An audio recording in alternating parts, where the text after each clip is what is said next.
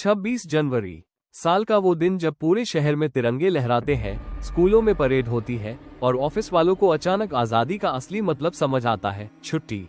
मेरे तीनों दोस्त अमन, रोहित और विशाल 2 दिन पहले ही अपने अपने गांव निकल चुके थे। भाई तो भी चल ले, अमन ने फोन पर कहा था। नहीं यार, कोई जरूरी काम है, मैंने झूठ बोल दिया। सच ये था कि मुझे बस अकेले रहना था। फ्लैट नंबर C302, तीसरी मंजिल, 3 बेडरूम का फ्लैट जो आज सिर्फ मेरा था, या मुझे ऐसा लग रहा था। शाम 6:30 बजे, शाम ढल रही थी।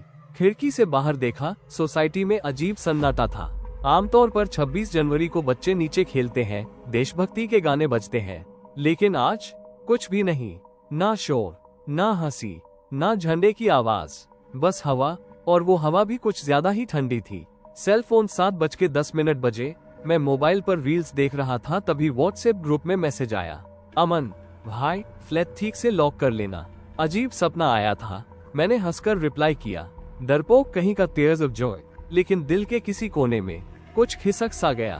फ्लैशलाइट 8 बजे लाइट चली गई। जनवरी में बिजली जाना आम बात है, लेकिन आज अचानक पूरा फ्लैट अंधेरे में डूब गया। मैंने मोबाइल की टॉर्च जलाई, तभी किचन से बर्तन गिरने की आवाज आई। छन्नन, मेरी सांस अटक गई। चूहा होगा, मैंने खुद को समझाया, पर हमारा फ्लैट तीसरी मंजिल पर था और आज तक यहाँ एक भी चूहा नहीं दिखा। डॉ किचन का दरवाजा। मैं धीरे धीरे किचन की तरफ बढ़ा। हर कदम के साथ दिल जोर जोर से धड़क रहा था। टॉर्च की रोशनी जैसे ही किचन में पड़ी, सारे बर्तन फर्श पर बिखरे पड़े थे और सिंक के पास गीले पैरों के निशान। 4 नहीं, 2 नहीं, नंगे पैरों के निशान। फेयरफुल, कोई है? मेरी आवाज कांप गई। कोई जवाब नहीं, बस फ्रिज से आती हुई टक टक टक की आवाज। मैंने फ्रिज का दरवाजा खोला। अंदर सब कुछ ठीक था, लेकिन दरवाजा बंद करते ही मेरे कान के पास किसी ने फुसफुसाया, तू अकेला नहीं है।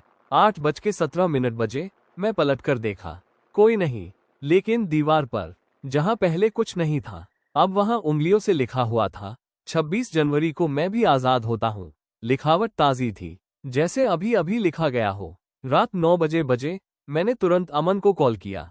फोन उठा, लेकिन आवाज अमन की नहीं थी। एक भारी, खुरदरी, बुरी आवाज, वो सब गांव पहुंच चुके हैं, अब तेरी बारी है।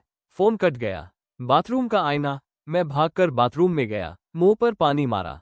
आईने में देखा, मेरे पीछे कोई खड़ा था, सफेद कपड़े में, चेहरा धुंधला और गर्दन अजीब तरीके से मुड़ी हुई। मैंने चीखने की कोशिश की, आवाज ही नहीं निकली। लाइट अचानक आ गई। आईना खाली था, लेकिन आईने पर लाल रंग में एक लाइन थी, रात 12 बजे मिलते हैं। अमावस्या बाहर का नजारा। मैंने बालकनी से नीचे देखा। सारी सोसाइटी में सिर्फ एक फ्लैट में लाइट जल रही थी, वही मेरा। बाकी सब अंधेरे में। और तभी नीचे खड़े एक आदमी ने ऊपर देखा। उसका चेहरा मेरा ही था। वो मुस्कुराया और बोला, मैं अंदर आ रहा हूँ। बालकनी में खड़ा मैं कांप रहा था। नीचे खड़ा वो आदमी मेरे जैसा ही दिखता था, चेहरा, हाइट, बाल, सब कुछ। बस फर्क इतना था कि उसकी आंखें पूरी तरह काली थी, ना सफेद, ना पुतली, सिर्फ काला। रात 11:12 बजे, मैंने तुरंत बालकनी का दरवाजा बंद किया और अंदर की कुंडी लगा दी। दिल इतनी तेज धड़क रहा था कि लग रहा था सीना फाड़कर बाहर आ जाएगा। ये सपना है, हाँ यही सपना है। मैं खुद को चुटकी काटता हूँ, दर्द होता है। मतलब ये सपना नहीं था। फोन फिर से कॉल, फोन फिर बजा। इस बार स्क्रीन पर लिखा था, रोहित कॉलिंग। मैंने कांपते हाथों से कॉल उठाई। रोहित, तू ठीक है ना? दूसरी तरफ कुछ सेकंड की चुप्पी, फिर रोहित की आवाज, लेकिन बहुत धीमी। भाई, हमने तुझे बताया नहीं था क्या? मैंने चिल्लाकर पूछा। इस फ्लैट में कोई मर गया था। मेरे पैरों तले जमीन खिसक गई। फ्लैट का सच, रोहित बोलता रहा। पिछले साल 26 जनवरी की रात C302 में एक लड़का अकेला था। उसके दोस्त भी छुट्टी में गांव गए थे। मेरे पूरे शरीर में सिहरन दौड़ गई। रात 12 बजे उसने सोसाइटी की बालकनी से कूदकर जान दे दी। क्यों? मेरी आवाज कांप रही थी, क्योंकि उसे लगने लगा था कि फ्लैट में उसके अलावा कोई और भी है। फोन कट गया। 11:30 बजे, दरवाजे पर दस्तक, ठक ठक ठक। मेरे फ्लैट का मेन डोर। धीमी लेकिन बहुत साफ आवाज। मैंने दरवाजे की तरफ देखा। दरवाजे के नीचे से किसी की परछाई दिख रही थी, लेकिन अजीब बात यह थी, परछाई के 2 सिर थे। कौन है? मैंने हिम्मत जुटाकर पूछा। दूसरी तरफ से जवाब आया, मैं हूँ। आवाज मेरी ही थी। आईने का खेल। मैं भागकर बेडरूम में गया। अंदर घुसते ही दरवाजा अपने आप बंद हो गया। धड़ाम। आईना सामने था और आईने में मैं नहीं था। आईने में वही लड़का था जिसने पिछले साल जान दी थी। उसकी गर्दन पर फांसी का निशान साफ दिख रहा था। उसने मेरी तरफ देखा और बोला, मैं आजाद होना चाहता हूँ और आजादी किसी और की जगह लेकर ही मिलती है। 11:47 बजे। सच का खुलासा। अचानक कमरे की दीवारें बदलने लगी। पेंट उखड़ गया। दीवारों पर पुराने अखबार चिपके थे। एक हेडलाइन मेरी आंखों के सामने थी, 26 जनवरी की रात अकेलेपन ने ली एक युवक की जान। नीचे फोटो थी, मेरी ही फोटो, लेकिन तारीख पिछले साल की थी। Fearful face. दिमाग का फटना। नहीं, ये मुमकिन नहीं है। तभी पीछे से किसी ने मेरे कंधे पर हाथ रखा। ठंडा, बहुत ठंडा। वो फुसफुसाया, हर साल कोई न कोई यहाँ रुकता है। दोस्त गांव जाते हैं, कोई अकेला रह जाता है और मैं आजाद हो जाता हूँ। मैं पलटा। मैं खुद खड़ा था सामने, लेकिन उसकी मुस्कान इंसानी नहीं थी। 11:59 बजे। पूरा फ्लैट कांपने लगा। घड़ी की सुइयां तेज घूमने लगी। टीवी अपने आप चालू हो गया। स्क्रीन पर सिर्फ एक लाइन, स्थानांतरण शुरू। 12 बजे। लाइटें बुझ गईं। अचानक सब शांत, बहुत ज्यादा शांत। और फिर मैंने अपनी ही आवाज सुनी, अब तू जा सकता है। फेयरफुल। मेरी आंखें खुली। मैं नीचे सोसाइटी में खड़ा था। ठंडी हवा। ऊपर देखा, C-302 में लाइट जल रही थी। बालकनी में कोई खड़ा था, वो जो अभी अभी अंदर गया था। वो मुस्कुराया और बोला, हैप्पी रिपब्लिक डे। रात के 12:05। नीचे सोसाइटी में ठंड हड्डियों के अंदर घुस रही थी। मैं नंगे पैर खड़ा था। नीचे देखा, फर्श गीली थी, लेकिन बारिश नहीं हो रही थी।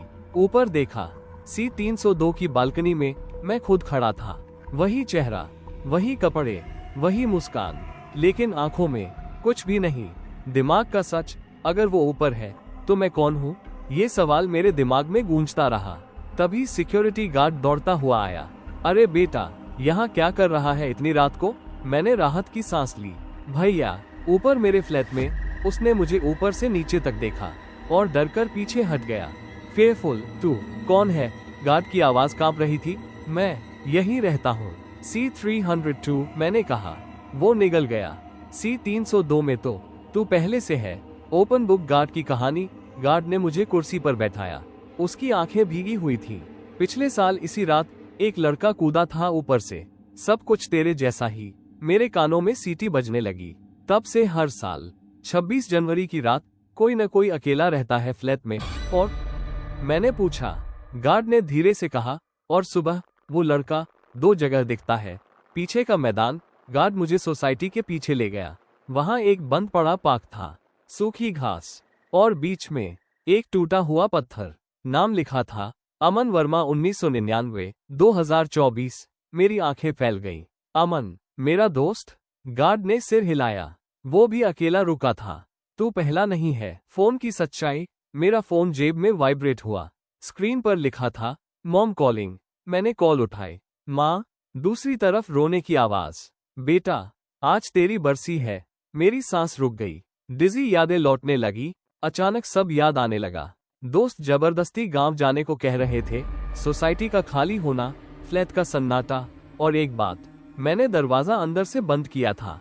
फिर नीचे कैसे पहुंचा? सच्चाई का आईना। मैं दौड़कर सोसाइटी के शीशे के दरवाजे तक गया। कांच में देखा, मेरी परछाई नहीं थी। मैंने हाथ उठाया, कांच में कुछ नहीं हिला। ऊपर से आवाज। अचानक ऊपर से आवाज आए, तू अभी पूरी तरह गया नहीं है। मैंने ऊपर देखा। बालकनी में खड़ा वो हाथ हिला रहा था। अगर वापस नहीं आया तो मैं यहीं फंसा रह जाऊंगा। सैंड टाइमर नियम। मेरे कानों में फुसफुसाहट गूंजी। अगर असली शरीर सुबह 6 बजे तक फ्लैट में रहा तो आत्मा नीचे फंस जाती है। मतलब मेरे पास सिर्फ 6 बजे तक का समय था। वापसी की कोशिश। मैं सीढ़ियों की तरफ भागा। हर मंजिल के साथ हवा भारी होती जा रही थी। तीसरी मंजिल। C-302 का दरवाजा खुला था। अंदर से मंत्रों जैसी आवाज आ रही थी। अंदर का दृश्य। फ्लैट के बीचों बीच मोमबत्तियां जली थी। फर्श पर खून से बना था एक गोला, और उसके अंदर बैठा था मैं। उसने आंखें खोली, मुस्कुराया और बोला, अब तय कर, ऊपर रहना है या नीचे? मोमबत्तियों की लौ कांप रही थी। हवा में जलते कपूर और सड़े मांस जैसी गंध मिली हुई थी। फर्श पर बना खून का गोला धीरे धीरे हिल रहा था और उसके बीच बैठा था मैं, या वो जो मेरी जगह लेना चाहता था। स्माइल विद हॉर्न्स, तू देर कर रहा है। उसने सिर उठाया। आंखों में अब इंसानियत का आखिरी कण भी नहीं था। सुबह 6 बजते ही तेरा वजूद अपने आप मिट जाएगा। मेरे हाथ कांप रहे थे। ये सब क्यों? मैंने चिल्लाकर पूछा। तू मुझे ही क्यों चाहिए? स्क्रॉल सच्चाई का नियम। वो खड़ा हुआ। उसका साया दीवारों पर फैल गया, पूरे फ्लैट जितना बड़ा। क्योंकि तू वही है जो मैं था, अकेला, दोस्तों से घिरा, लेकिन अंदर से खाली। मेरे दिमाग में पुरानी बातें चमक गईं। रात रात तक जागना, फोन कॉल्स का न उठना, सबके बीच होते हुए भी अकेलापन। आईना टूटा। अचानक सामने का आईना धड़ाम से टूट गया। हर टुकड़े में मैं खुद को अलग अलग रूप में देख रहा था। एक टुकड़े में मैं लटका हुआ, दूसरे में मैं गिरता हुआ, तीसरे में मैं बालकनी से कूदता हुआ।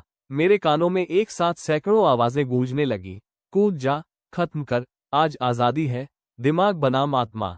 मैं जमीन पर बैठ गया, कानों को दबा लिया। नहीं, मैं ये नहीं करूंगा। तभी मुझे याद आया, गार्ड की बात। अगर असली शरीर फ्लैट में रहा तो आत्मा नीचे फंस जाती है। मतलब उसे बाहर निकालना होगा। उल्टा घेरा। मैंने हिम्मत जुटाई, मोमबत्तियां उठाई, खून के गोले को तोड़ते हुए उसके चारों ओर उल्टा चक्र बनाने लगा। वो चिल्लाया। उसकी आवाज अब मेरी नहीं थी। तू नियम तोड़ रहा है। असली चेहरा। उसका चेहरा पिघलने लगा, त्वचा नीचे गिरने लगी और अंदर से निकला एक सूखा, काला, अज्जला चेहरा। गर्दन पर रस्सी के निशान, आंखों से खून बहता हुआ। सुबह के 5:17, समय कम। घड़ी की टिक टिक अब हथौड़े जैसी लग रही थी। वो दीवारों से टकराने लगा। पूरा फ्लैट हिलने लगा। अगर मैं गया तो तू भी चैन से नहीं रहेगा। आखिरी रास्ता। मैं भागकर बालकनी की तरफ गया। नीचे वही जगह थी जहां से वो कूदा था। हवा तेज थी, अंधेरा गाढ़ा। उसने पीछे से मेरा गला पकड़ लिया। टक्कर टकराव। हम दोनों बालकनी के किनारे थे। नीचे मौत, ऊपर अधूरी जिंदगी। मैंने पूरी ताकत लगाई और चिल्लाया, मैं मरना नहीं चाहता। 12 ओइलो। सुबह के 5:59, घड़ी की सुई आखिरी मिनट में दाखिल हुई। वो चीखा। उसका शरीर धुएं में बदलने लगा।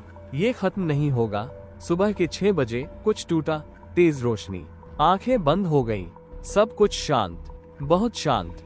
सुबह के 6:07, मेरी आंखें खुली। सफेद रोशनी, तेज बदबू दवाइयों की। मैंने हिलने की कोशिश की। पूरा शरीर दर्द से भर गया। होश आ गया है। किसी औरत की आवाज। अस्पताल, अस्पताल। मैं आईसीयू में था। हाथ में सलाइन, सीने पर मशीनें। डॉक्टर ने मेरी तरफ देखा। तुम बहुत लकी हो। तीसरी मंजिल से गिरने के बाद कोई नहीं बचता। मेरे दिमाग में झटका लगा। गिरने, मैं कूदा नहीं था। डॉक्टर ने फाइल बंद की। तुम्हें बालकनी से नीचे सुबह के 5:58 पर गिरा हुआ पाया गया था। Fearful flashback.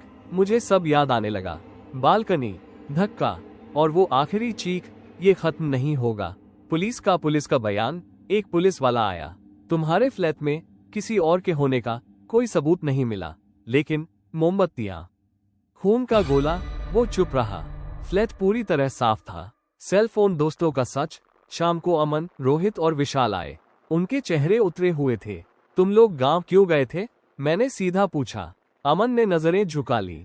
क्योंकि पिछले साल उसी फ्लैट में एक लड़का मरा था। रोहित बोला, और मरने से पहले उसने हमसे कहा था। आखिरी मैसेज। रोहित ने फोन आगे बढ़ाया। WhatsApp chat. Unknown number. अगर 26 जनवरी को कोई अकेला रहा तो मैं बाहर आ सकता हूँ। मैसेज का टाइम 1 साल पहले, 26 जनवरी, सुबह के 5:55। मेरा नाम। मैंने ऊपर देखा। उस लड़के का नाम। अमन ने भारी आवाज में कहा, तेरा ही नाम था। सच्चाई जो किसी को नहीं दिखी। डॉक्टरों के लिए ये एक एक्सीडेंट था, पुलिस के लिए हेलुसिनेशन, दोस्तों के लिए कोइंसिडेंस, लेकिन मेरे लिए, मैं जानता था। घर वापसी। 2 महीने बाद मैं फ्लैट खाली करने आया। C-302 अब सील था। दरवाजे पर ताला। मैंने आखिरी बार अंदर झांका। दीवार पर बहुत हल्के से लिखा था, अगली बार अकेला मत रहना। रीजन लेटर आई, रीजन लेटर एन। 1 साल बाद 26 जनवरी, नया शहर, नया फ्लैट। दोस्त फिर गांव जाने की बात कर रहे थे। फोन बजा। Unknown number. मैसेज, तू अब सुरक्षित है। लेकिन चक्र को किसी और की जरूरत है। स्माइल विद हॉर्न्स आखिरी दृश्य मैंने बालकनी से बाहर देखा। सामने वाले फ्लैट में एक लड़का अकेला बैठा था। लाइट बंद, मोबाइल की टॉर्च जली और शीशे में 2 परछाइयां। एंड कहानी समाप्त। ऐसे ही वीडियो देखने के लिए हमारे चैनल हॉरर स्टोरीज चैनल को सब्सक्राइब करें और बेल आइकॉन घंटी का निशान दबाएं।